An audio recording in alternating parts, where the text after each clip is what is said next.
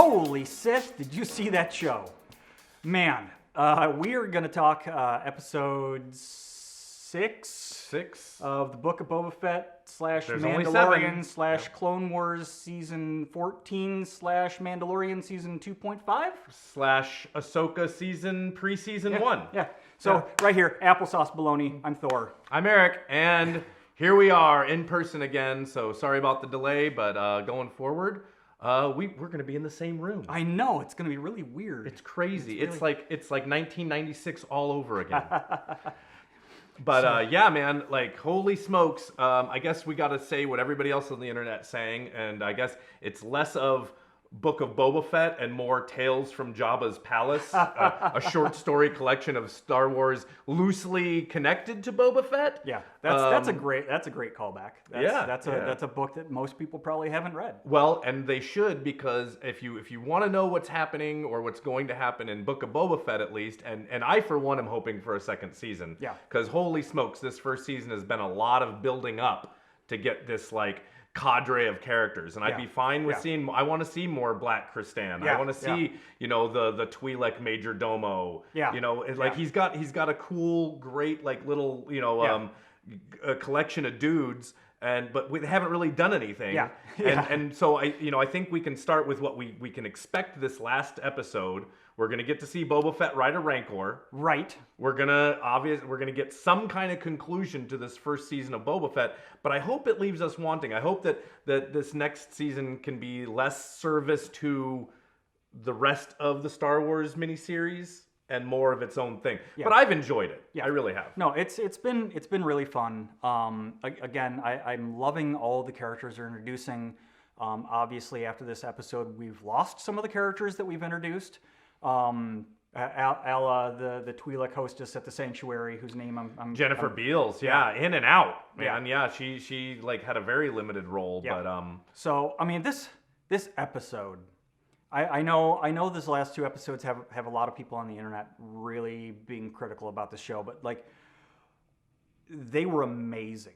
The setups and payoffs in this episode were so on point for what Star Wars needed. And it really leaned much more into that crime drama genre that the Book of Boba Fett was setting up with. You get the Pikes walking into the bar with the container, and you're like, oh no, they left. Oh no, it's gonna blow up. What's it? And then it blows up, and it's so fun. But of course, we know who wrote and directed the episode. So yeah. Yeah, no, I'm way excited about. I like the whole spaghetti western B-movie aspect to Boba Fett. It is different, and they're owning it. I mean, by going to what is considered basically a Mandalorian episode, and then doing what I consider to be a future Ahsoka episode, and that's this last one where we pick up on random planet. I don't know if the internet's decided what planet it is. Well, it's got to be the planet that we get in The Last Jedi, right? It's the planet that he's built, that Luke's building. I don't think it's Octo. No, it's not Octo. I think it's from the flashback. It's Luke's temple planet. Right, but that's not ever identified. I don't think it is. What planet? I mean, now if we're going Star Wars Legends, if we're going like from the books that the Kevin J. Anderson Jedi Academy books and the Thrawn books, if we're going into the Legends canon, it should be Yavin 4, which is where Rogue One's secret base is. That's also the secret base that they strike and destroy the first Death Star from. Yeah. That in Legends is where they do it. But I gotta believe that if that was the case, we would see the giant Massassi temple. And he'd use it, right? And he'd use it, right? But not using the droids in Book of Boba Fett, which I mean, cool droids. Obviously here's the Book of Boba Fett logo. Yeah. Here's the droid we're talking about. Loved the droids. Droid. Yeah, they're like I call them R2's worker ants, because they're all like R2. They're like his buddies. Yeah. He's running the project. So I mean, and that was kind of funny, because we get to that scene on said planet, and again, I'm sure it's named out there somewhere. Maybe it's not. But I mean, how like I watched it and I'm like, where does Luke Skywalker, farm boy, hero of the Republic, get like 100 of these worker droids to from build? the Republic? Well, because in Legends canon, they did, like, he had to go and ask the New Republic council for some resources, and they're pretty tight on resources. So I think I think he's getting some help. You're probably right. I mean, it's probably really easy to go, hey sis, I want to build a Jedi Academy to help the Republic. Right, and if learning to be a Jedi is all about, as we learned from Rey in The Last Jedi, if it's all about lifting rocks, why? That was my big question. If I have one criticism, why is he using all these droids? Yeah, why is not? But I guess it's a cooler way to introduce and make Jin wait for. Luke to, are you building me a bench? Yeah, I love that. I cracked up. Yeah. But and what a sassy little turd. They totally keep R2's character because he's like just shuts down and I'm done. And I'm done. Yeah, you can wait. Yeah. But yeah, no, I would call this a pre-Ahsoka episode because what other than it being written and directed by Dave Filoni, I really feel like this one is telling us, okay, with Mandalorian we went away from like what from like you have to be a deep cut Star Wars nerd to enjoy the Mandalorian. Boba Fett, unfortunately, has a lot of fan service it had to do. I really feel like what this episode was telling us, put on your Star Wars boots and get ready and buckle up, because if you need to know your deep cut Star Wars stuff if you're going to be into Ahsoka. Yeah. You need to know who Luke Skywalker is, who Ahsoka is, what her past is, because I think I said it in a previous episode. I wondered, are we going to get to see Cad Bane? Well, we'll get to that in a minute. But yes, we did get to see Cad Bane, and I think that means we're going to see Hera. I think we're going to see Kanan the Spirit Wolf. I think we're going to see, Zeb and Chopper and Sabine Wren. I mean, obviously, we have to see Sabine Wren. Her connection to the Darksaber. I went and rewatched the old Rebels episode. To Ahsoka, they're the two that go off to find Thrawn and at the end of Rebels. Spoilers, if you haven't seen Rebels, you need to, if you want to watch Ahsoka, if you want to be clued in on what's probably going to happen and what you can expect and the fun character stuff we're going to get into, Rebels is now required viewing to do that. But I went back and rewatched the episode where Sabine Wren is training with Kanan with the Darksaber. Absolutely stayed in canon. Is don't fight the blade. It's heavy. And going back to the previous episode for this one, episode 5, where the Mandalorian, the Return of the Mandalorian, where he's training with the Darksaber with the Armorer.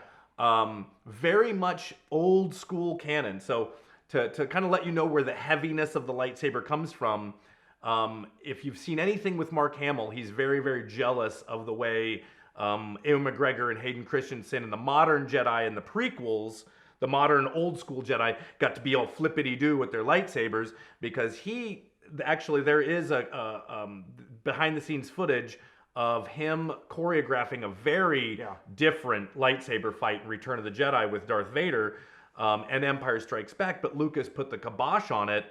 Personally, I think because the special effects were harder to rotoscope a lightsaber back in the day. But what Lucas told Mark Hamill was, no, you can't be flippity-doo one-handing because these things are heavy. It might be made of light, but the way it arcs gravity or whatever, you really have to use the Force and really muscle this stuff. So for them to go back to that and hit that in episode 5... and it shows that Vader can use his one-handed because he does that. But he's super strong. But it's because he's crazy strong and he has that connection to the Force, and he's had the training to show them how to channel the energies and use the blade. I'm super 100% on board with the way they're going. I have one minor gripe, and it's a word you said, and I hate the word, especially revolving around Star Wars, as you said, fan service. We need to talk about the expectation of fan service. I really hate referring to anything in these shows as fan service. Yes, you can say that the stuff that happened in The Force Awakens was fan service because it didn't need to have a lot of things in order to do the storytelling it wanted to do. Right. But these shows they're extensions of what we already have. They're building on properties that already exist. So to have Ahsoka or Luke show up in this, being only 5 to 9 years post, they come with a lot of baggage. I mean, a lot of Star Wars baggage. It's these characters aren't. Oh my God! Did you see that they included this guy? Oh, they had Jawas. Oh, they had an N1 starfighter. Oh, they had a lightsaber. Oh, it's Star Wars. You can't say it's fan service if it exists in the thing. Well, and fan service, I would say fan service is putting it in there just to have it in there to make fun. What I call fan service is the end of Rise of Skywalker when they put every ship and the kitchen sink that's ever been in Star Wars in there. Having, like, to me, the most fan service Star Wars that's ever been out there is The Force Awakens and Rise of Skywalker. And so for these people that are complaining about including fan service and playing to what the fans want, all I have to say to you is, like, none of y'all liked the way that Luke was treated in The Last Jedi. So you're not allowed to, which I think is very Luke Skywalker. I mean, the very last thing Luke Skywalker does with a lightsaber in Return of the Jedi is throw it. So why not would old bitter Luke Skywalker, who's already been, so is Obi-Wan. Obi-Wan did great things, and he looks like a miserable old desert hermit when we first meet him. Anyway, I don't think you can call it fan service if it works within the story. And I think if it serves the greater purpose of the story. Right. And what would we all be thinking if we didn't see Luke Skywalker and Grogu training? If they do it all off screen and all of a sudden Grogu's back, or we have like a little just sort of like thrown at a dartboard moment where Mando goes and picks up Grogu back on the Jedi planet. If that was all, we'd all be disappointed with that. So now, if Grogu's going to go off with Luke Skywalker, it behooves us, and I think very brave of them, especially with how CGI Luke was received in some corners of the internet, very brave to come back and just double down and do it again. With of course, the guy that they hired that did the fixed Luke on YouTube. Which was great. Way to go, dude. Way to go, Disney, and way to go, dude. Luke looked amazing. I loved the way we briefly talked before the episode about how they edited it in. We didn't see Luke speak at first. And I think editing wise, and the way that they showed us Luke long form in episode 6 really helped, because I was used to it. It was really a slow burn, because you get some long shots, you get some behind the back shots, and then they start introducing you to his face a little bit, and then after that you hear his voice a little bit, and it really let the episode and the look of things really build on. Because I couldn't help it either. At the very beginning of the episode, I was really looking for the little deep fake indicators, the mouth, the eyes, and them slow walking into it. I thought that they did an incredible job. You can always nitpick. If I wanted to sit there and not pay attention to the story, I could have sat and nitpicked. But I got to admit, fully, by the end of that episode, I was just watching Luke and Ahsoka talk about Grogu. And how great was it, the doing a lot of the Grogu stuff practical, like obviously a puppet. Well, some of it was CGI, but a lot of it was a puppet. I think that's a lot of the heavy building that this show is doing, and I think that's a specific choice of Filoni and Favreau, going back to what the roots of Star Wars is, which is real things. They did spaceships on in green screen and stuff, but they're models. Everything was a model. Everything was a costume. Everything was a thing until we get to the special editions, until we get to the prequels.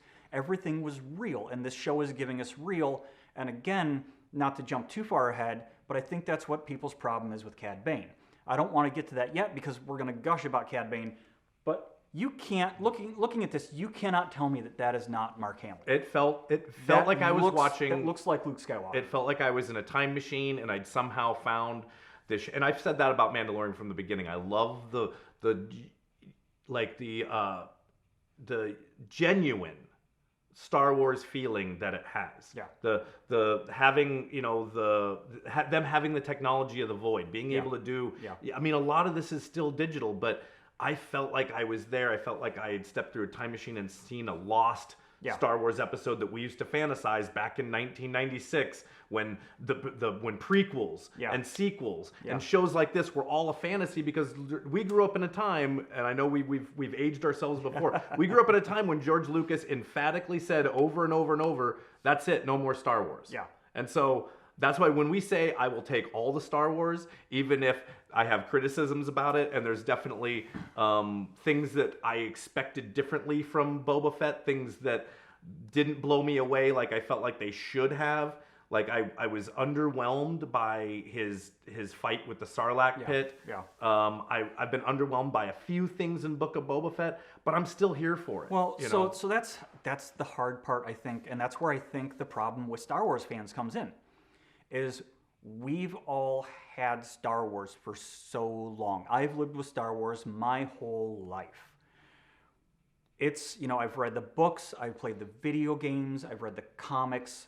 We've played the role-playing game. There's a whole world of Star Wars that's built in my head. In our heads. We've already seen Boba Fett deal with the Sarlacc pit. We've already seen the aftermath of Luke Skywalker and Jabba's palace. We've seen all of this already. So it's really hard as a fan to detach yourself from what you want and what we're getting. And go on a journey. Yeah. Go on a journey with them. What we're getting is amazing, and we've talked about it before, we have to allow the filmmakers to be able to tell their stories, because yes, Star Wars is collectively ours. As fans, it is ours. It's a thing that we love, but it's theirs.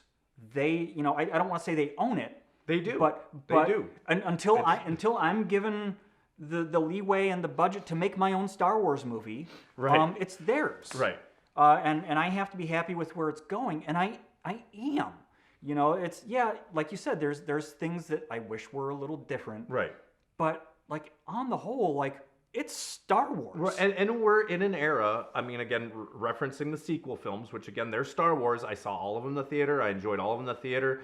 Some I rewatch more than others. Some parts bother me to this day.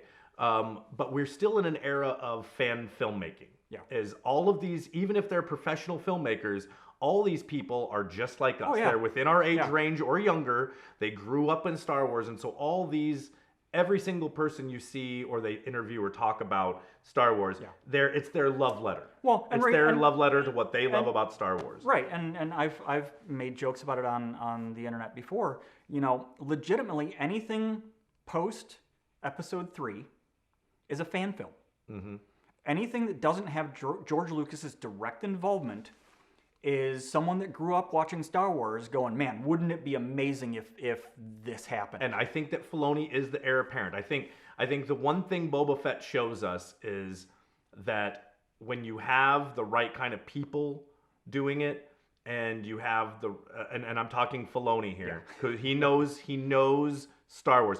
Favreau respects Star Wars, but Favreau's coming to it more like he comes at it as a fan, a mild fan who's a filmmaker and has done. And Favreau has no flies on his resume, but he doesn't get Star Wars in the way that Filoni gets what Star Wars is. Because he's the student that became the master. He was taken on, and he was. Yeah, if you watch Mandalorian Gallery, it'll tell you the story of Dave Filoni sitting down, becoming literally a Jedi, a Padawan apprentice to George Lucas through the making of the old Clone Wars show.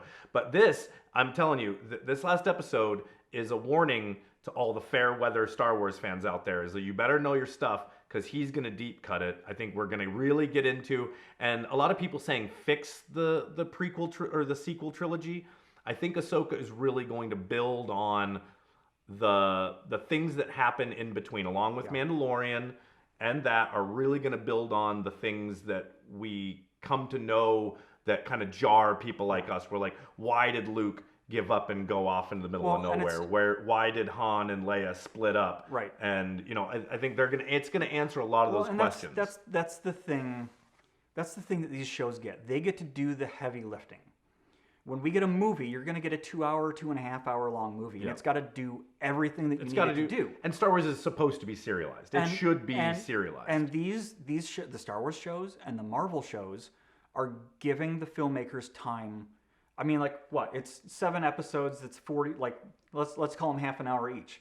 So they're longer than that too. Yeah. So I mean, we're getting 3 to 4 hours per season. Yeah. So we're getting 2 movies every season.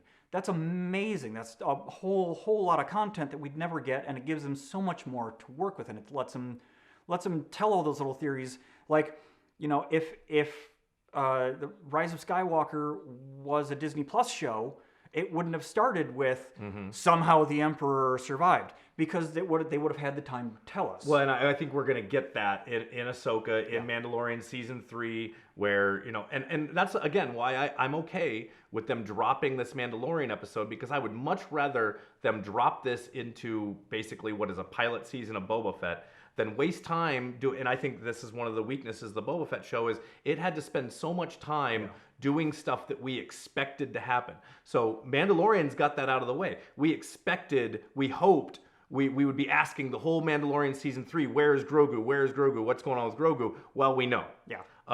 What's going on with the Mandalorian? Did he go off with Bo-Katan? No, obviously he's split ways. But we all know that season 3 Mandalorian is going to revolve around Mandalore. Yeah. And Bo-Katan and the Darksaber and the Mandalorian going to recover because it's a redemption arc now. Yeah, because he's admitted, and another thing that we knew was going to happen. We knew that at some point he was going to see the armorer again or his covert, and he was going to have to admit that he had taken his helmet off. We got that. We now know what he has to do. He has to baptize himself in the mines, the waters in the mines of Mandalore. Mandalore. Yeah, exactly. Which is going to be amazing. But see, now we've got it out of the way. So now they've given us the space to be surprised about what's going to happen in Mandalorian season 3. So before we go there, before we move on, I want to talk about this image a little bit more. Yeah. I want more of this. I need more of these two together. I'm ready for a Luke show. I'm ready for a Luke Skywalker, Luke Academy. They can 100% do it. Yeah, because cast a young Ben Solo. Yeah. Let's have Alden, Emmerich and what's her name, Carrie Fisher's daughter. Yeah. Have them mocap Han and Leia dropping young Ben Solo off at the Academy. Yeah. And I mean they've already done a comic book series, so there's precedent for it. I want to see Ahsoka teaching stuff to Luke that Yoda and Obi-Wan didn't. There's obviously stuff that he has to learn. He obviously makes it to the temple and gets the sacred texts. Mm-hmm. I gotta think that Ahsoka's helping him with that journey. Well, in the same way that she pops in and out of Rebels, I think there's precedent to do a really cool show like that. I want to see a young Lorsan Tekka helping Luke find Jedi artifacts. I want to see all of it, and I know we'll probably never get it because Disney can only do so much. Star Wars. Yeah. Well, obviously the technology just from 2020 to 2021. Yeah. It's getting to the point where they're basically just making a cartoon. They could do it. Yeah.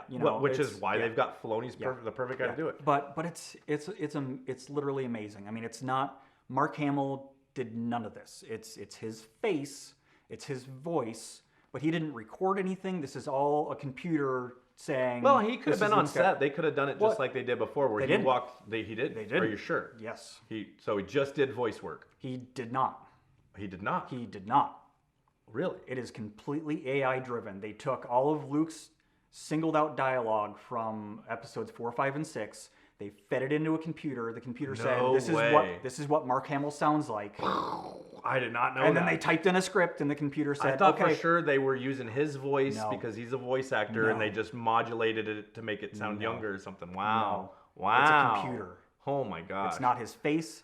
I mean, it is his face, but it's not his face. It's his voice, but it's not his voice. It's just a body. This is all taking me back like 20 years ago in the early 2000s when Lucas was experimenting with face. Yeah. Lucasfilm was experimenting with face transplants. There's a couple of scenes in Jurassic Park in episode 1, 2, and 3. That was the big thing with episode 1, 2, and 3. We all fantasized about the day where they could do something like this, and here we are. Yeah. But yeah, I think we should, with time, we should move on to Mr. Cad Bane. Well, I mean, we wanted to talk about Grogu a little bit. Yeah. Oh, yeah. So I can obviously we got. We got these people. We Order 66. That's right. We dumped in a little bit. Luke, just like the rest of our fans, went to Grogu and said, "Hey, tell me more about Yoda." Yeah. And do you know anything about Yoda? And obviously, Grogu has a lot of repressed memories. Those scenes gave me a lot of Jedi Fallen Order vibes because if you played through that game, the main character Cal Kestis. And there was a Fallen Order cameo in episode 5. We got BD1. The main character was a Padawan that escaped Order 66 and has lost his connection with the Force. And through playing the game, he gets these memories back of training with his master, and he can then use the Force. So I think we're going to see that with Grogu. Yeah. We're obviously going to see who saved Grogu because they're teasing us that. They're right. You know, they know we want that. They're teasing it. And again, another checkbox that they hit on the the list of things that we all have been talking about on the internet and expecting and wanting to know about Grogu, that they got out of the way. Yeah. Yeah. I mean, not out of the way, but they answered and then they left us with more questions. So now we know what we all sort of assumed, that, after Ahsoka says, he escaped. Yeah. We everybody on the internet that knows anything about Star Wars was like, oh my God, he had to be at the temple, for Order 66. Well, they've confirmed that he was at the temple. Yeah. He's strapped to somebody's back. We don't know who. Yeah. I think it's one of these two other Yoda beings. This is Yaddle, who has a short cameo on the Jedi Council in Episode 1, and then disappears. In the comic books, which are now considered legend, Yaddle does die. But I'm pretty sure I've read on the internet. There's a story where it says that she just goes off to. She goes off to like raise a family or something, which is strange for the Jedi Order. Right. Well, so do we have is Yoda and Yaddle? Did they have a child? Do they have, because they're a mystery species. Yeah. Almost every species in Star Wars is named. It's a named species. They've never named what Yoda, Yaddle, and Grogu are. Yeah. And at least Luke has asked the question: do you know your people? Yeah. Do you know language? Do you know how? Yeah. And so they answered that. And we, as someone watching it, we really, at least my wife thought that, like, she's like, oh my God, we're gonna get backstory to like who Yoda is, because we're gonna get to see Grogu's homeworld. Maybe. No, you're not, because Dave Filoni's gonna make you watch Order 66 again. Right. And I honestly, I mean, I've always considered, for, when we would do Star Wars role-playing games or fan fiction or whatever, I always call them Ozians, after Frank Oz, who performed the original Yoda. I've always called them Ozians, or I'm pretty sure they were originally supposed to be the Wills. Right. Who write the Journal of the Wills about who are this antediluvian ancient race that Which sort would of like still be chronicle cool for them to do. Yeah, I mean they could be, but yeah, I think that we have to mention that. I think that because Filoni knows his Star Wars, I have to feel like even if they're not, Yaddle and Yoda aren't Grogu's parents, that they did have something to do with him being at the temple and possibly his escape. Yeah.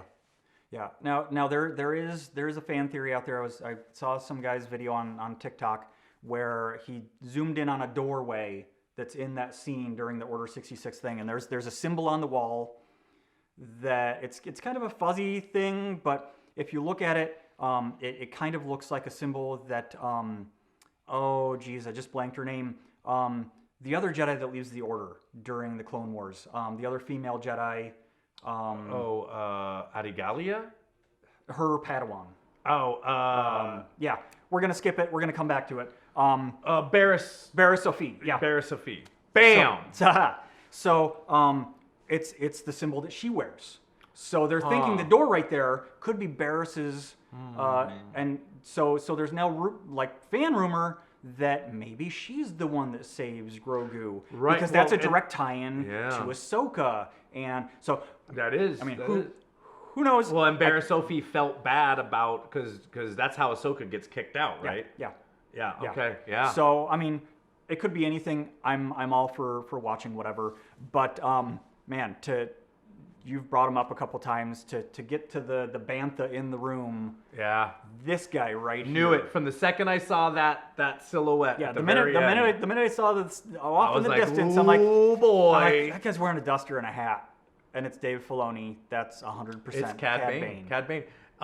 Yeah. So to all the people, and again, a completely realistic, non-CG Cad Bane. This is a guy's face. Yeah. So for all the people out there complaining that it didn't look like the Clone Wars, it's because they had to give room for a guy's chin where the mouth goes. If you look, his chin's a little longer, his face is a little... It's just different. I thought it was fine. It's stylized. Exactly, it's different.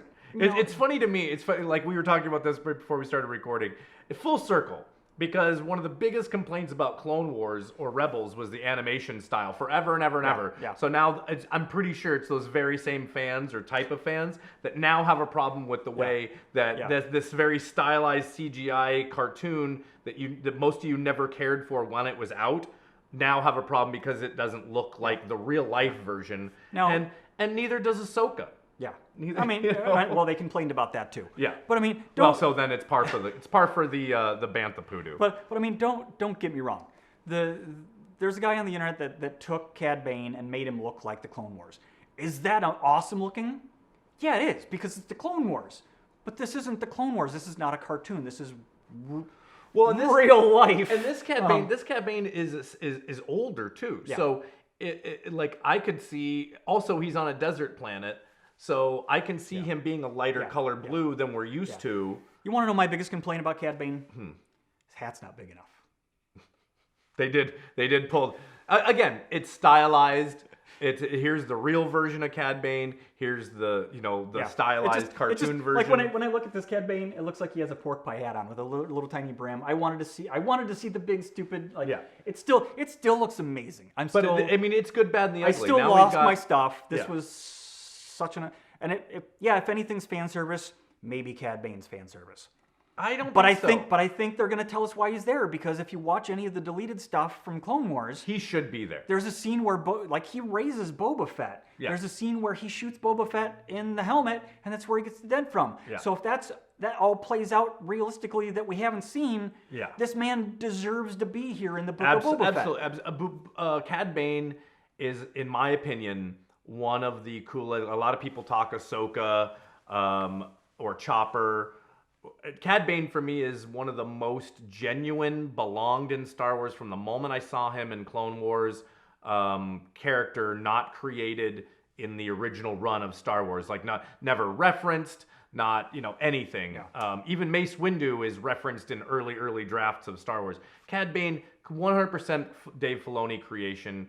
Always liked him because he really showed, he was really a proto Boba Fett because he was a bounty hunter brought in Clone Wars who holds his own from the very get-go. Holds his own and kicks the butt out of Anakin, Obi-Wan, Ahsoka, and even goes toe-to-toe with Count Dooku. Like, this guy, he is the prequel Boba Fett. And so, for anybody wondering why is he in Book of Boba Fett? Well, Book of Boba Fett maybe should have been called like Book of the Star Wars Underworld or Book of Boba Fett. It definitely sounds better. He has every right to be here. I'm calling it right now. I think we'll see Bosk. I mean, if they set up that Black Krrsantan doesn't like Trendashans, who's the biggest Trendashan he wouldn't like? I mean, that we could also bring in and we're talking Bosk is the original Trendashan seen on the Star Destroyer Avenger, Darth Vader's personal Star Destroyer in Empire Strikes Back, and I think we could see him. Yeah. Well, I mean, and they could bring in any of those bounty hunters. I mean, we could get an Aura Singh. We could get any of the crew that ran with Cad Bane. Well, didn't they already reference Aura Singh? I don't remember. They referenced because it was somebody dropped Aura Singh off of a. Oh yeah, that's in Solo. What's his name kills Aura Singh? Woody Harrelson's character. Because he even says, "Oh, I heard you killed Aura Singh," and he's like, "Oh, I didn't kill her. I pushed her. The fall killed her." I don't remember hearing that. Aura Singh's already been referenced, but again, that's after this timeline. Yeah. Or it's before this timeline. Yeah. But and man, I like for Cad Bane to stroll up and say, "Hey, Marshall, don't get involved. Oh, by the way, I'm going to wing you." And give you a reason to get involved. Was great. And then the Pikes go on, and like I mentioned before, they blow up the sanctuary. It's giving the rest of the gangland of Tatooine reason to rally behind Boba Fett, because if they blow up the sanctuary, they could just as easily blow up the Trandashans. They could easily blow up the Barabels. So, like, they've set up that we're going to get such an amazing showdown. Yeah, this next week, this week, we're going to hopefully drop this today or tomorrow. It's Monday. We're shooting this. Yeah. Hopefully we'll get it out, because I think this last episode of Boba Fett is going to be a banger. And I think they've been saving all the things that people want, the fan service, as if you will, is going to be right out here. We're going to get Boba Fett riding a Rancor. We're going to get... It's going to be such an amazing showdown at the OK Corral moment. It's going to be good, bad, and the Mandalorian. Yeah. Yeah, it's... Or the Mandalorian, the Cad Bane, and the Cobb Vanth, or the Boba Fett. I mean, it's going to be fun, though. I'm all there for it. They're playing with all the action figures. Give me more Star Wars. So, speculation. Okay. Next episode, are we going to see more of Grogu and Luke, or are they leaving that for the Mandalorian? I think we might see that. Here's what I see happening. I see at the very end of the episode, either to come and help, which would be badass if Luke jumped. I don't think Luke will jump into that fight. He's busy doing Jedi shit. Right. I think we'll see. I think they'll show up, and either Grogu will come back to the Mandalorian, or they'll be coming back, and it will think that he's coming back to the Mandalorian, but he's just there to return the Beskar. See, I don't think he's. I disagree with you on that choice. Okay. I think he's choosing the Beskar. I think that. Well, that's what I think. That's what I think they want you to think, and that's what I think. But I think I could see the twist where they push it into the. So basically, answer your question: yes and no. I think that we will see them. I think it's very possible that Grogu brings back the Beskar to the Mandalorian and then goes back off with Luke to be set up to be resolved, and have Mandalorian go get Grogu at some point in Mandalorian season 3. Or what I really want to happen is I really want Grogu to steal to learn the lightsaber, then steal the chainmail Beskar shirt, and then steal Luke Skywalker's X-wing and take off and do Luke dirty like Luke did to Yoda in Empire Strikes Back when he's like, nah, my friend's in trouble. I'm not gonna finish my training. Because I think that would be great full circle to happen to Luke, is have his very first student take off the way he took off as Yoda's very last student. That'd be pretty funny. No, I think he's choosing the Beskar. That's what I think is going to happen. I think. I agree. My honest opinion, I don't think it's going to be a situation where he chooses the Beskar and Luke says, "Well, now I can't teach you," because the way that he uses the words he says are really weird. Because he says, "I could train you, but you may never see the Mandalorian again." He doesn't say you won't. Yeah. And everyone's looking at this like, oh, how can Luke make him choose? It's going to the whole attachments thing and the Jedi thing. And yes, Luke is a budding Jedi, and he's trying to follow the old ways. He's trying to follow the order. But I think, based on Luke's experience with him, Luke is like the most attached Jedi. Yeah. He broke all the rules, and so I do think it's interesting. I think this is almost more of a test of, are you going to give into your anger, which is the lightsaber, or are you going to give into your attachments, which is the armor? He's going to choose the armor. Luke's still going to teach him. I don't know. I do think, but I think obviously with the fact that we get set up with an N1 starfighter with a baby Yoda pod, yes, they're getting back together. It's definitely the hollowed out R2D thing on the N1 starfighter, which, by the way, is absolutely 100%. I don't care what the internet says. It is Anakin's N1 starfighter. I mean, it has to be. It needs Everything to be. Skywalker ends up back on Tatooine. Yeah. They even says, Amy Sedaris' character even says, Tatooine is a bountiful garden of leftover used things from other things.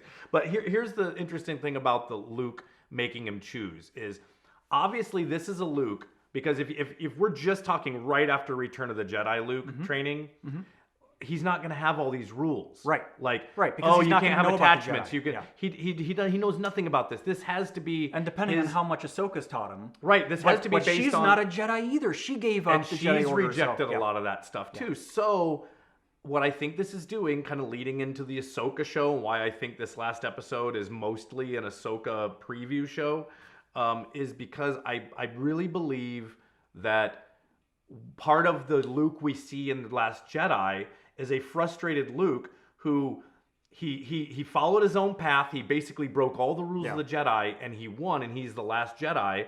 And then he follows all these, which is why he's like, these Jedi texts. And he has this whole thing because it almost seems like he stops believing in himself. Right. And he just goes off of all this old canon knowledge. Pay attention, toxic Star Wars fans. He starts paying too much history, too much like this is how it is, and that's what ends up screwing up maybe Grogu, also Ben Solo, and that's his arc is him actually realizing all the way to Rey is you know what, that he's done it wrong. I don't want to say it. Follow your own path. Luke Skywalker, what we've set up in The Last Jedi, Luke Skywalker is a failed mentor. He's a Which is failed why Jedi. he goes away. And doing all these things wrong is ultimately what's going to lead us to that amazing point with Luke Skywalker. And I think that's where a lot of the internet backlash, how could Luke make him choose and do all this when it's like, you're too old to be a Jedi. He's going to lose Grogu. He's going to lose Ben. He's going to lose everybody else because he had the folly of the Jedi Order. And thinking that they had it right instead of knowing how they went wrong. Yeah. I mean, if you listen to Yoda at the end of the Clone Wars and stuff, he's like, we had it wrong. We did it wrong. Well, and even Yoda that we see in Last Jedi is making fun of Luke. Yeah. For, the Jedi text. Oh, the Jedi text page turners, they weren't, you know? Yeah. I mean, I think, let's be patient. Let's see what's going on.